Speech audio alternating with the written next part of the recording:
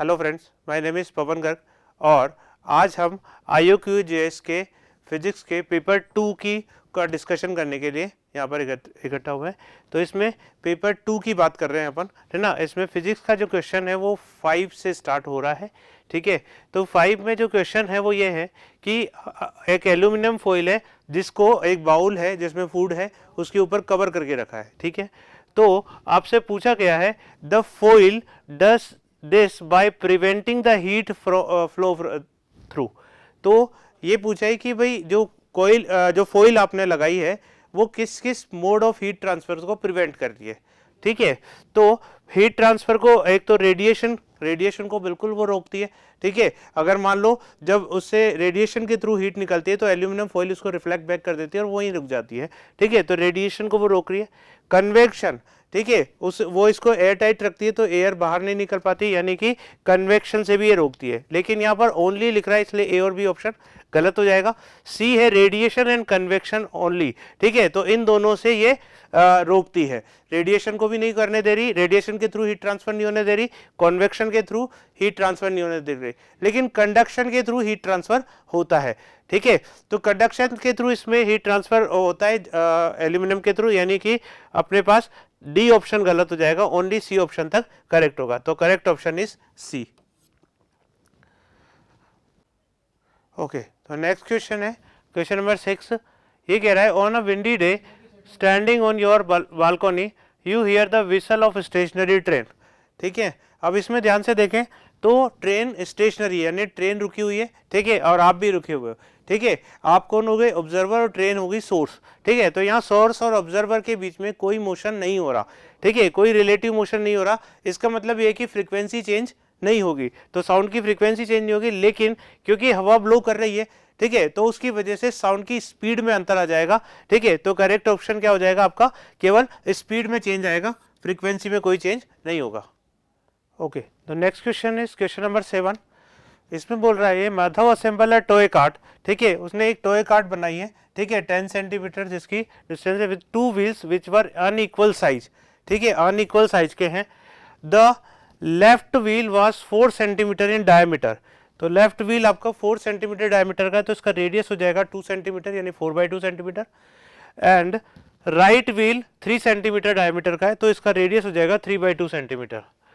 The wheel were connected to the opposite ends of an axle of length 10 centimetre. दोनों wheels के बीच की distance जो है वो 10 सेंटीमीटर है। He set the cart in motion on the floor pointing due north। ये important है, ये नॉर्थ डायरेक्शन में इसने इस कार्ट को सेट किया है। Assume that wheels roll without slipping.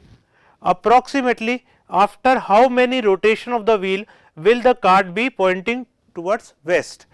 ठीक है, तो वेस्ट डायरेक्शन में पॉइंट करना है। अब देखो इसमें क्या है कि वेस्ट डायरेक्शन में एक बार जो बच्चे का दिमाग चल रहा है वो ऐसे भी हो सकता है कि ये ऐसे घुमा दे, ठीक है, लेकिन हमें थोड़ा सा सोचना होगा कि इसका जो आउटर व्हील है वो कौन सा होगा, ये हमें सोचना पड़ेगा, ठीक है।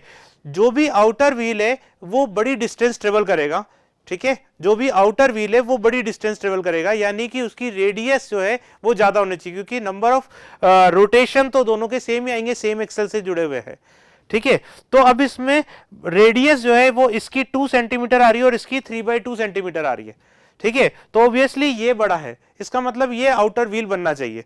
और ये आउटर व्हील कब बनेगा? जब ये 3π/2 270 डिग्री एंगल ट्रेवल करके वेस्ट डायरेक्शन में आए। इसका मतलब ये टोटल एंगल जो ट्रेवल करेगा वो कितना करेगा? 3π/2, ठीक है। अब मान रहे हैं कि हम टोटल नंबर ऑफ रिवॉल्यूशन जो कि दोनों के केस में सेम आएंगे वो n है, ठीक है।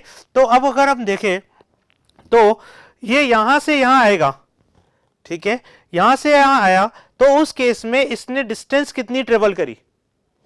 इसकी जो डिस्टेंस ट्रेवल होगी वो हो जाएगी अपने पास π/2 प्लस 3π/2 टोटल एंगल हो गया, ठीक है। तो इसकी डिस्टेंस हो जाएगी अपने पास रेडियस इनटू एंगल, ठीक है। रेडियस कितनी है इसकी? 4/2 सेंटीमीटर, 4/2 सेंटीमीटर, तो इस व्हील की रेडियस है। और ये टोटल ये हमारा सेंटर होगा जिसके अबाउट ये कार्ट घूम रहा है, तो यहां से लेके यहां तक की डिस्टेंस हो जाएगी x + 10। तो उस केस में x + 10 ये हो गया आपका रेडियस, ठीक है, जिसके अबाउट आउटर व्हील घूम रहा है, ठीक है, और रेडियस इनटू एंगल, एंगल कितना हो जाएगा इसका 3 पाई बाय 2। तो आर थीटा हमने लगाया जिससे इसकी टोटल सरकमफेरेंस आ गई। अब इस सरकमफेरेंस को ये व्हील जो है वो कितने रोटेशन में ट्रेवल कर रहा है, तो वो हमने माना था कि दोनों में n रोटेशन हो रहे हैं, ठीक है। तो इस केस में n इंटू एक रोटेशन में ये व्हील जो डिस्टेंस ट्रेवल करता है वो कितनी करता है 2 पाई आर, तो ये हो जाएगा 2 पाई मल्टीप्लाइड बाई आर जो कि है 2 सेंटीमीटर। कन्वर्ट करने की जरूरत नहीं क्योंकि दोनों साइड में सेंटीमीटर कट जाएंगे, ठीक है। तो 2 सेंटीमीटर अपने पास आ गया, ठीक है। इससे हम अगर सोचें तो पाई से ये पाई कैंसिल कर देते हैं अपन, ठीक है। तो उस केस में अपने पास आ जाएगा x प्लस 10, या यूं बोलो 3 से भी मल्टीप्लाई कर देते हैं, 3x plus 30 is equal to ये हो जाएगा 8n।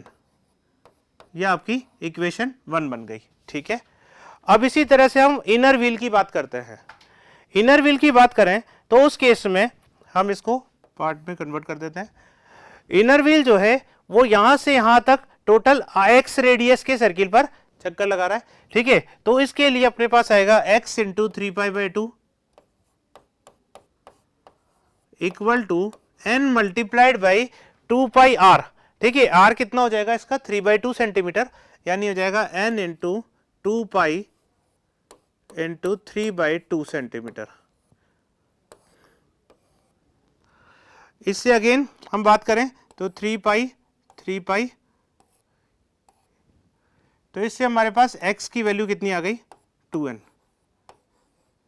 अब इस x की वैल्यू को हम इक्वेशन 1 में पुट कर देते हैं, ठीक है।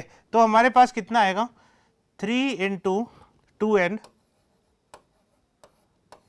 Plus 30 equal to 8n। तो ये हो जाएगा 6n, ये 6n इधर जाएगा तो ये जाएगा 2n इज इक्वल टू 30, यानी n इज इक्वल टू कितना आ गया 15। n की वैल्यू कितनी आ गई 15, ठीक है। तो उसने पूछा है how many rotations of the wheels will the cart be pointing to west, ठीक है। कितने रोटेशन ये कवर करेगा, दोनों के सेम ही थे, ठीक है। और वो उसकी वैल्यू आ गई 15 रोटेशन, यानी ये टोटल 15 रोटेशन कवर करेगा। ओके, तो next question is question number 8। इसमें ही कह रहा है a wooden block is floating partially submerged in cup of water, ठीक है। कोई कप ऑफ वाटर है जिसके अंदर एक वुडन ब्लॉक सबमर्ज हो रहा है, कुछ पार्ट अंदर है कुछ पार्ट बाहर है, ठीक है। If the setup is taken to the moon, ठीक है, मून पर हम ले गए, assuming setup is such that the water does not evaporate, ठीक है। उन्होंने बोला है वाटर की क्वांटिटी में कोई अंतर नहीं आएगा, ठीक है। तो उस केस में बोल रहा है कि अब आपको इनमें से ऑप्शन सेलेक्ट करने हैं। तो जब ये अर्थ पर है, अगर मैं अर्थ की बात करता हूं सबसे पहले, अर्थ पर बात करें तो उस केस में इसका जो वेट है वो दो चीजों से बैलेंस होगा। एक जो बायंट फोर्स ये लिक्विड यानी वाटर लगाएगा, दूसरा जो बायंट फोर्स एयर एग्जर्ट करेगी, ठीक है। तो इस केस में अर्थ पर हमारे पास mg इज इक्वल टू कितना आएगा, buoyant force due to liquid, वो हो जाएगा रो लिक्विड यानी rho water into v in into g plus, अब एयर की वजह से भी बायंट फोर्स लगेगा तो वो लगेगा rho air into v out into g, ठीक है। तो ये हमारे पास बायंट फोर्स लगेगा, है ना, दोनों मिला के जो इस वेट को बैलेंस कर रहे हैं। अब अगर मैं मून पर बात करता हूं, मून पर अगर मैं बात करूंगा तो मून पर क्या है, एयर तो है नहीं, ठीक है। तो इस केस में इस वाले पार्ट में से आपका जो rho air into v out into g है ये आपका एलिमिनेट हो जाएगा, ठीक है। तो मून पर ये वाला पार्ट आपको नहीं लगेगा, इसका मतलब जो मून पर इक्वेशन बनेगी वो mg is equal to rho w। अब देखो, क्योंकि ऑब्वियसली बात है कि ये वाला पार्ट हट गया, इसको इसे बैलेंस करना है, यानी कि ये जो वॉल्यूम सबमर्ज्ड है वो चेंज हो जाएगा, ठीक है। तो इसको मैं v डैश बोल देता हूं, तो rho w into v dash in into g, ठीक है। ये अपने मून पर इक्वेशन बन जाएगी। अगर मैं इन दोनों को इक्वेट करूं तो हमें क्या मिलेगा, अगर मैं इसमें देखूं तो जी को तो अपन कैंसिल आउट कर देते हैं दोनों साइड से, इधर भी, ठीक है।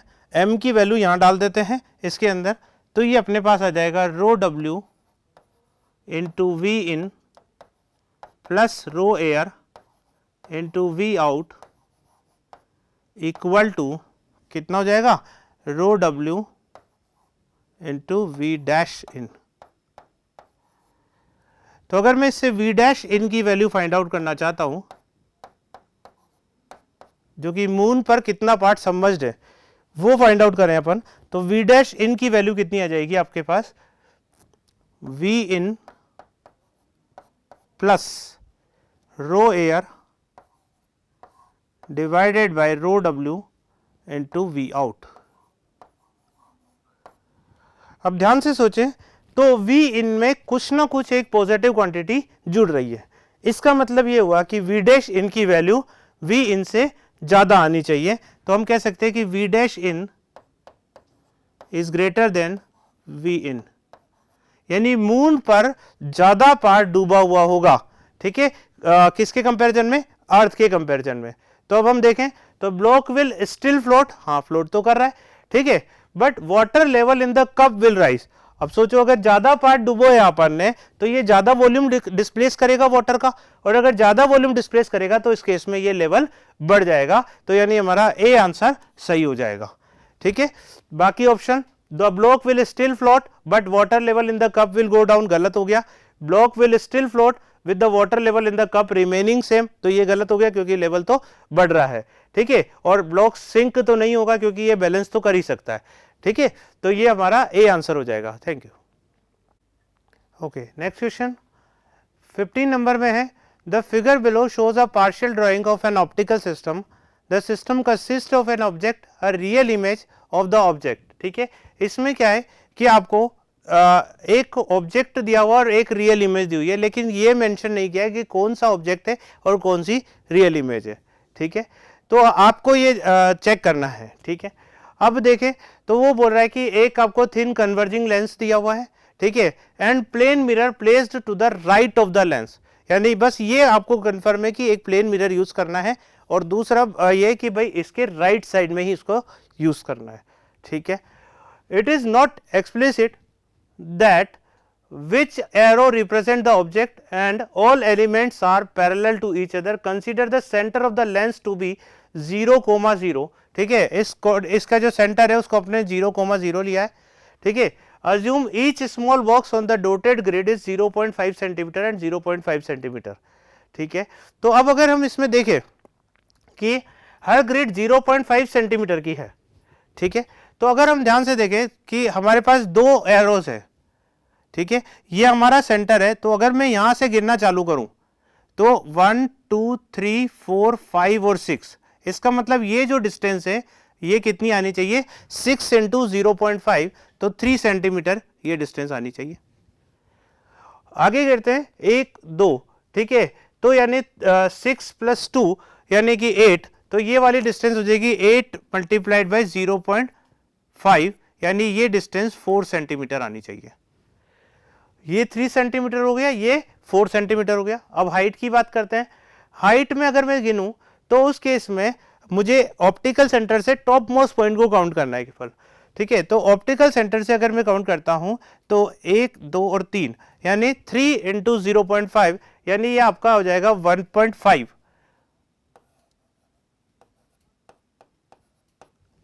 और आगे बढ़े तो 4 5 6, यानी ये हो जाएगा 3,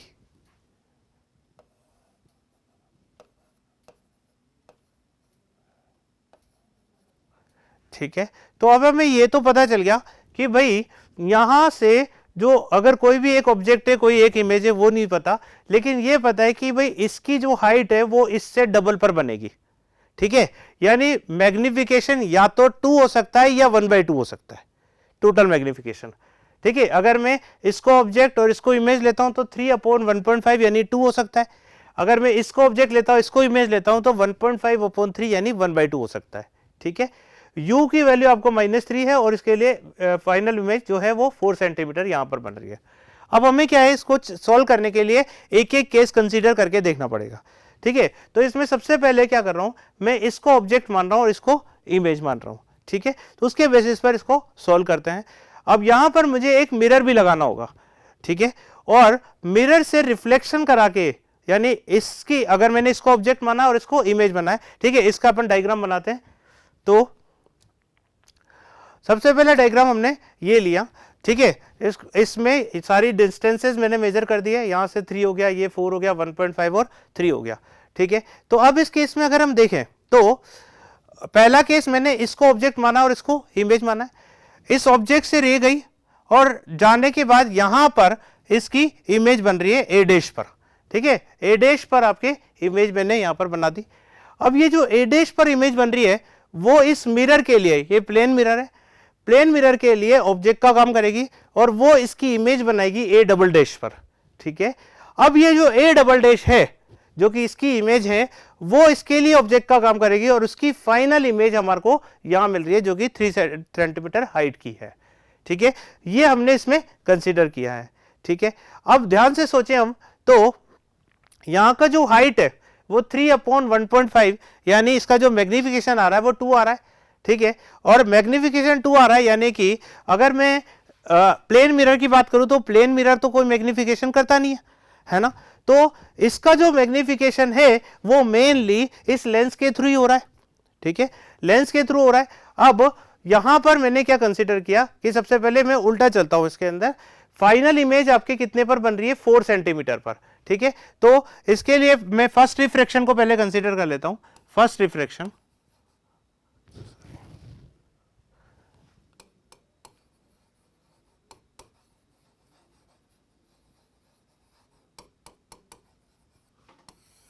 first refraction from the lens की बात कर रहे हैं अपन, ठीक है। तो सपोज करो मैंने माना कि फर्स्ट रिफ्रैक्शन के बाद जो इमेज बन रही है वो यहां कहीं बन रही है वी डैश पर, है ना। तो इस केस में ये जो इमेज डिस्टेंस हो जाएगी वो वी डैश हो जाएगी और ऑब्जेक्ट की डिस्टेंस कितनी हो जाएगी, अपने ऑब्जेक्ट इसको माना है और इमेज इसको माना है, ठीक है, फाइनल इमेज। तो ऑब्जेक्ट की डिस्टेंस हो जाएगी -3। अब लेंस फॉर्मूला लगा देता हूं, 1/v यानी हो जाएगा 1/v dash minus 1/u, u की वैल्यू कितनी हो जाएगी -3 इक्वल टू 1/f, इसकी फोकल लेंथ को अपन f मान लेते हैं। ये अपने पास एक इक्वेशन बन जाएगी। अब मिरर ने इसकी सेम साइज की इमेज बनाई है यहां पर, ठीक है, ये इसके लिए ऑब्जेक्ट का काम कर रही है और फाइनल इमेज यहां बन रही है। तो अब दोबारा सेकंड रिफ्रैक्शन की बात करते हैं।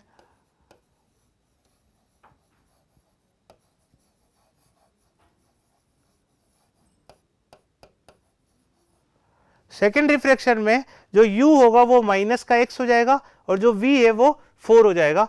तो अब वापस लगाते हैं 1/4 माइनस 1/ और माइनस का x इक्वल टू 1/f, ये आपके सेकेंड इक्वेशन हो गई। अब ध्यान से सोचे तो इसके अंदर अभी हमारे पास 3 वेरिएबल आ रहे हैं, v डैश, f और x, ठीक है, जबकि इक्वेशन अपने पास 2 है। तो हमें एक और इक्वेशन चाहिए होगी, वो इक्वेशन मिलेगी हमें मैग्निफिकेशन से। यहां पर हमें पता है कि जो इसका मैग्निफिकेशन है, हमने इसको ऑब्जेक्ट माना है, इसको इमेज माना है, तो मैग्निफिकेशन जो है वो इसका कितना आ जाएगा, hi/ho इक्वल टू 3/1.5, यानी कि 2 इसका टोटल मैग्निफिकेशन आया। ये मैग्निफिकेशन 3 बार में होगा, यानी पहला रिफ्रैक्शन लेंस से हुआ, फिर रिफ्लेक्शन मिरर से हुआ और फिर वापस रिफ्रैक्शन लेंस से हुआ, ठीक है। तो 3 बार में ये मैग्निफिकेशन होगा, ठीक है। तो इसको हम लिखेंगे equal to m1 into m2 multiplied by m3, ठीक है। तो इससे हमें मिला 2 is equal to m1। m1 क्या होगा, फर्स्ट केस का रिफ्रैक्शन।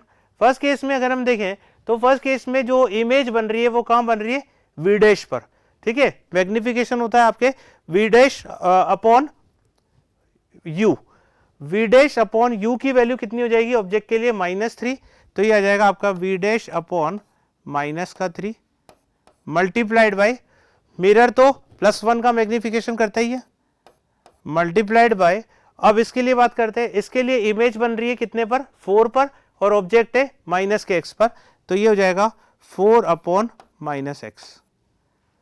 ठीक है, तो इससे हमारे पास मिलेगा 4v dash divided by 3x equal to 2। ये इक्वेशन थर्ड हो जाएगी। तो अब हमारे पास तीन इक्वेशंस हैं, ठीक है, और तीन अननोन है। तो v डैश की वैल्यू हम यहां से इसमें पुट कर सकते हैं, ठीक है, तो उससे हमें f की वैल्यू मिल जाएगी और f की वैल्यू यहां पुट करके x की वैल्यू फाइंड आउट कर सकते हैं। ठीक है, तो इससे हमारे पास v डैश f और x की वैल्यू आएगी। v डैश की वैल्यू आ रही है 6 सेंटीमीटर,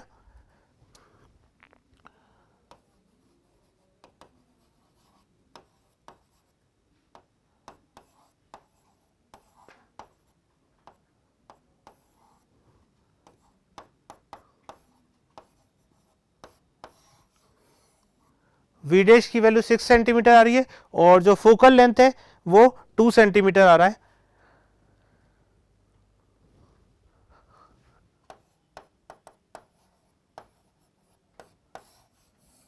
एक्स की वैल्यू 4 सेंटीमीटर आ रही है। अब जो इसने क्वेश्चन में पूछा है, क्वेश्चन में उन्होंने बोला है ड्रॉ द रे डायग्राम, वो अपन ने बना दिया, ठीक है, element of the optical system so that the given object image pair is reduce. You are not allowed to change the size और position of any of the element.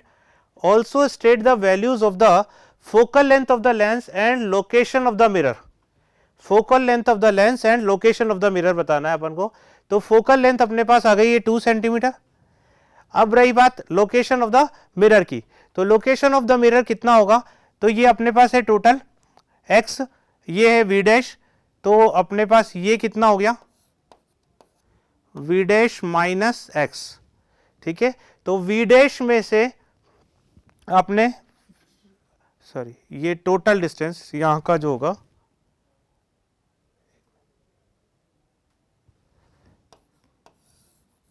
ये distance आ जाएगा v डैश माइनस x। तो अगर हम यहां तक का distance केवल फाइंड आउट करना चाह रहे हैं तो ये आ जाएगा कितना v dash minus x by 2। ठीक है, v डैश की वैल्यू कितनी आई थी अपने पास 6 सेंटीमीटर, x की वैल्यू 4, यानी v डैश माइनस x कितना हो गया 6 माइनस 4 यानी 2 सेंटीमीटर। ये 2 सेंटीमीटर है तो ये भी 1 सेंटीमीटर होगा और ये भी 1 सेंटीमीटर होगा। x की वैल्यू जोड़ दो तो 4 प्लस 1 यानी जो l की वैल्यू आएगी वो कितनी आएगी 4 plus 1 that is 5 centimetre from the lens. ठीक है, और इसकी पार्ट बी को देखते हैं। तो इसकी पार्ट बी में हम इससे उल्टा मान रहे हैं, ठीक है, यानी कि उसने उसमें पूछा क्या है आपसे, देखो ध्यान से। तो इसमें उन्होंने बोला है कि सेकेंड पार्ट में with the given objective pair are there any other values of F and L are possible. ठीक है, तो अब इसमें पेयर है, हमने माना है कि भाई इसको ऑब्जेक्ट लिया फिर इसको इमेज, तो हम उल्टा लेके भी देख लेते हैं कि दूसरी वैल्यूज पॉसिबल है या नहीं है। ठीक है, तो अब हम इसको उल्टा लेते हैं। ठीक है, तो इस केस में हमने क्या किया कि इसको ऑब्जेक्ट माना है और इसको इमेज माना है। तो इस केस में अब हमारा ये ऑब्जेक्ट है, तो इससे जो रे गई वो इससे रिफ्रैक्शन के बाद यहां पर हमारी फर्स्ट इमेज बन रही है। अब मिरर को हमने इसके बाद में पुट किया है, ठीक है, तो ये रियल ऑब्जेक्ट हो गया इस मिरर के लिए, वो इसकी एक वर्चुअल इमेज यहां पर बना देगा। ठीक है, यानी फिर भी इसका मैग्निफिकेशन तो 1 ही है। अब ये जो इमेज है, क्योंकि यहां से जो रे जाएगी वो इससे वापस रिफ्लेक्ट बैक होकर यहां पर रिफ्रैक्शन करेगी और रिफ्रैक्शन के बाद यहां पर इमेज बना सकती है। तो इस केस में अगर हम देखें तो इसका मैग्निफिकेशन तो 1 हो गया और इसका 2 बार मैग्निफिकेशन काउंट हो जाएगा, बट जो ओवरऑल मैग्निफिकेशन है वो कितना आएगा आपका 1.5/3 यानी कि 1/2 आएगा आपकी बार। तो अब एक एक करके रिफ्रैक्शन लेते हैं, वापस से सेम प्रोसेस लगाना है। First refraction,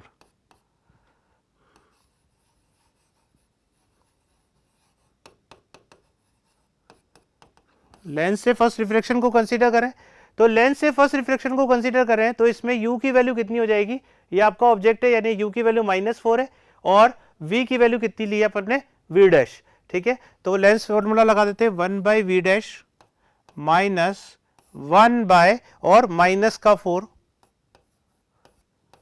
equal to 1/f, ये इक्वेशन 1 हो गई, ठीक है। सेकेंड केस, अब इससे रिफ्रैक्शन के बाद यहां पर यहां रिफ्लेक्शन होगा, रिफ्लेक्शन के बाद वापस से रिफ्रैक्शन हो रहा है, ये ऑब्जेक्ट हो गया आपका और ये आपकी इमेज हो गई, यानी अब सेकेंड रिफ्रैक्शन काउंट करते हैं।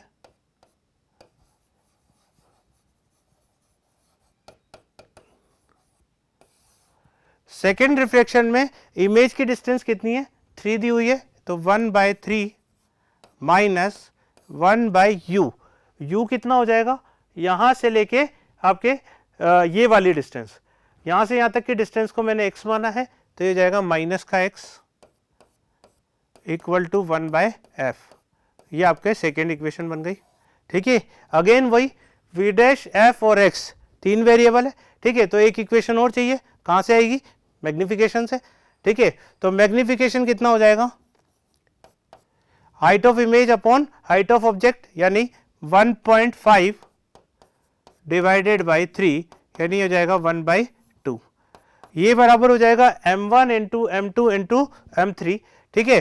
तो अब m1 की वैल्यू लें, m1 के लिए यहां पर जो इमेज है वो यहां बन रही है, ठीक है, तो यानी कि हो जाएगा v dash divided by u, u की वैल्यू कितनी हो जाएगी, माइनस का 4 मल्टीप्लाइड बाय मिरर का 1 हो जाएगा, ठीक है। उसके बाद अब दोबारा रिफ्रैक्शन ले रहे हैं, ठीक है, तो रिफ्रैक्शन के बाद जो इमेज बन रही है वो कहां पर बन रही है, 3 पर, 3 डिवाइडेड बाय, और इसके लिए ऑब्जेक्ट कहां पर है, x पर, तो माइनस का x, ठीक है। तो इसे हम सोल्व करेंगे तो कितना हो जाएगा आपके 3v डैश इक्वल टू कितना हो जाएगा 4x, 3v dash into 2 equal to 4x, ये इक्वेशन 3 हो जाएगी। अगेन हमारे पास अब तीन इक्वेशन आ चुकी है, v डैश x और f में तीन अननोन है, तो हम सॉल्व कर सकते हैं। इससे हमारे पास जो वैल्यू आएगी वो आएगी v डैश की 4 सेंटीमीटर,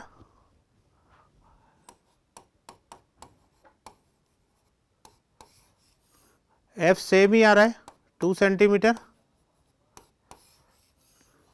और x की वैल्यू जो आ रही है वो आ रही है 6 centimetre.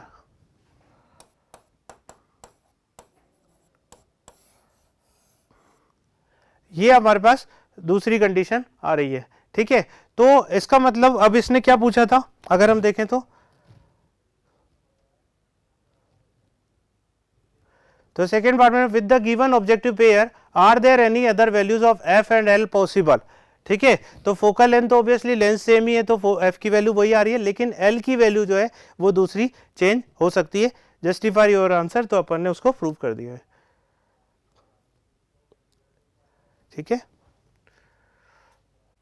Okay, next question, question number 16 क्या कह रहा है, Padma wants to device an experiment to determine the acceleration due to gravity, उसको क्या करना है, स्मॉल जी डिटरमाइन करना है। अब उसके लिए एक्सपेरिमेंट सेटअप भी उन्हीं को खुद को करना है, ठीक है। अब उसके लिए उसके पास क्या है, उसके लिए एक दो मोबाइल उनके पास है और एक मैग्नेट है, ठीक है। और मोबाइल में एक ऐप है जो कि जब भी मैग्नेटिक फील्ड के पास आती है तो एक पल्स क्रिएट करती है और उसकी वैल्यू बता देती है कि भाई इतना मैग्नेटिक फील्ड है, और इसके अलावा वो ड्यूरेशन बता देती है, ठीक है। उन्होंने लिखा हुआ ड्यूरेशन बता देती है, यानी कि जो मोबाइल है वो कितने टाइम पर स्टार्ट हुआ और उसके बाद कब मैग्नेटिक फील्ड मिला, उसका ड्यूरेशन वो फाइंड आउट कर देती है। उसके लिए लेकिन ऐप को स्टार्ट करना पड़ेगा, तो उसमें लिखा हुआ है उन्होंने कि जो पद्मा है वो दोनों फोन को एक साथ स्टार्ट कर सकती है, बट ऑब्वियसली बात है कि थोड़ा बहुत एरर पॉसिबल है, ठीक है। तो ये उन्होंने अडॉप्ट इसके अंदर एक्सेप्ट किया हुआ है। तो अब इस प्रोसेस में आपको ये सोचना है कि भाई मैं कैसा सेटअप बनाऊं कि स्मॉल जी की वैल्यू भी फाइंड आउट हो जाए, यानी फॉर्मूला भी आपको सोचना है कि कैसे आएगा, ठीक है। और ये इसका सेटअप भी आपको समझाना है, प्रोसेस भी आपको समझाना है, ठीक है। ये मैग्नेटोमीटर का आपको ग्राफ दिया हुआ है, ये बता रहा है कि भाई किसी इंस्टेंट पर जब मैग्नेट उस फोन के पास से गुजरेगा तो उस केस में जैसे इन्होंने कोई एग्जांपल लेके बताया हुआ है कि 15.317 सेकेंड पर मैग्नेटिक फील्ड की वैल्यू 259 आ गई विसिनिटी के अंदर, यानी उसके पास में, ठीक है। तो अब हमें सेटअप बनाना है, तो सेटअप के लिए हम क्या कर सकते हैं कि भाई इसमें इसके अंदर हम इन दो फोन्स को यहां पर और यहां पुट कर देते हैं, एक फोन को यहां पुट कर देते हैं और एक फोन को यहां पुट कर देते हैं, ठीक है। और जो मैग्नेट है उसे हम यहां से ड्रॉप करते हैं, ठीक है। अगर मैंने मैग्नेट को यहां से ड्रॉप किया, ठीक है, तो इस केस में यहां पर ये अंडर ग्रेविटी फॉल होगा, इनिशियल रफ्तार 0 है। तो अगर हम ध्यान से देखें तो यहां से यहां आने में ये डिस्टेंस कितनी लेगा, मान लो यहां पर t इक्वल टू 0 ले रहा हूं मैं, यहां t की वैल्यू 1 से t1 ले लेते हैं और यहां t की वैल्यू t2 ले लेते हैं, ठीक है। अब अपने दोनों फोन को स्टार्ट किया और इधर इसको ड्रॉप कर दिया, ठीक है। तो यहां से यहां आने में ये s1 डिस्टेंस ट्रेवल करेगा which is equal to ut plus half at square, ut तो 0 है यानी ये वैल्यू हो जाएगी हाफ g t1 का स्क्वायर, ठीक है। और यहां से यहां टोटल ले रहा हूं मैं s1 प्लस s2, यहां से यहां आने में इसने टोटल t2 टाइम लिया, तो उस केस में s1 प्लस s2 की वैल्यू कितनी आ जाएगी, सॉरी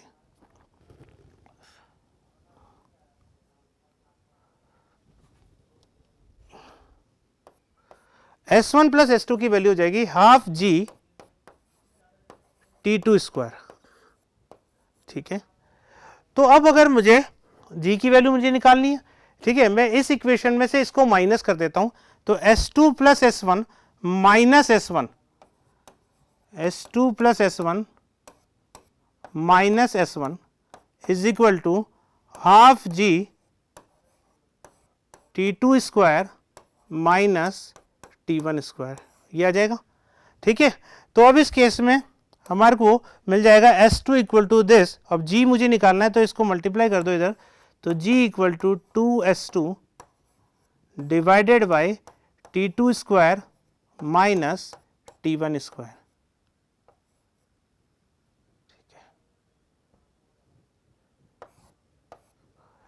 तो अगर इसमें देखूं मैं, तो मैं यहां से यहां तक की डिस्टेंस कैलकुलेट कर सकता हूं स्केल से, यहां मैंने इसको ड्रॉप किया तो यहां से जैसे ये गुजरेगा तो वो टाइम ड्यूरेशन बता देगा मोबाइल, ठीक है। और यहां से गुजरेगा तो टोटल टाइम ड्यूरेशन t2 भी बता देगा, तो हम इसको टोटल टाइम फाइंड आउट कर सकते हैं, t2 t1 और s2 सारा फाइंड आउट कर सकते हैं और उससे g की वैल्यू निकाल सकते हैं, ठीक है। अब इसमें ध्यान देना कि उसने लिखा हुआ है कि when a magnet passes with the close vicinity of the phone, the magnetometer of the phone shows the change in magnetic field graphically, ठीक है। और